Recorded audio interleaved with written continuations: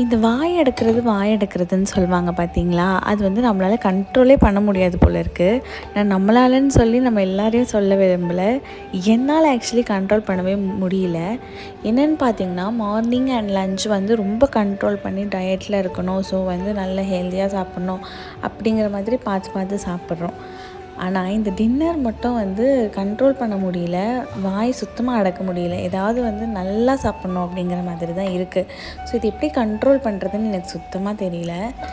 ஆனால் ஆஃபீஸ்க்கு போயிட்டு வந்து இவ்வளோ வந்து நம்ம செய்யணுமா, செஞ்சு சாப்பிட்ணுமா அப்படிங்கிற ஒரு மைண்ட் செட்டும் இருக்குது. பட் ஆனால் வெளியில் சாப்பிட்றதுக்கு வீட்லேயே வந்து குக் பண்ணி சாப்பிட்லாம் அப்படிங்கிற ஒரு நல்ல எண்ணத்தில் தான் வந்து செய்ய ஸ்டார்ட் பண்ணுறதே. பிரியாணி செய்கிறது வந்து பார்த்திங்கன்னா என்னை பொறுத்த வரைக்கும் ரொம்பவே ஈஸியான ஒரு ஜாப் தான். எல்லா இன்க்ரீடியன்ஸும் இருந்துச்சுன்னா நம்ம வந்து டக்குன்னு பண்ணிடலாம். இன்றைக்கி வந்து சீரக சம்பா பிரியாணி தான் பண்ணியிருந்தேன்.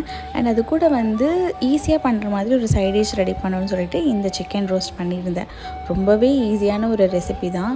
நம்ம மென்ஷன் பண்ணியிருக்க இன்க்ரீடியன்ட்ஸ் மட்டும் போட்டு ஊற வச்சுட்டு தேங்காய் எண்ணெயில் பண்ணோன்னா ரொம்ப டேஸ்ட்டாக இருக்கும்.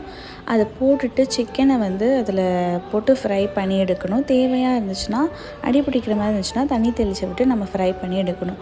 சிக்கன் சூப்பராக வெந்து வந்துடும், பூ மாதிரி. என் மஸ்ட் ட்ரை ரெசிபி தான் சொல்வேன் நான் இந்த பிரியாணி கூட சாப்பிட்றதுக்கு. கண்டிப்பாக ட்ரை பண்ணி பாருங்கள்.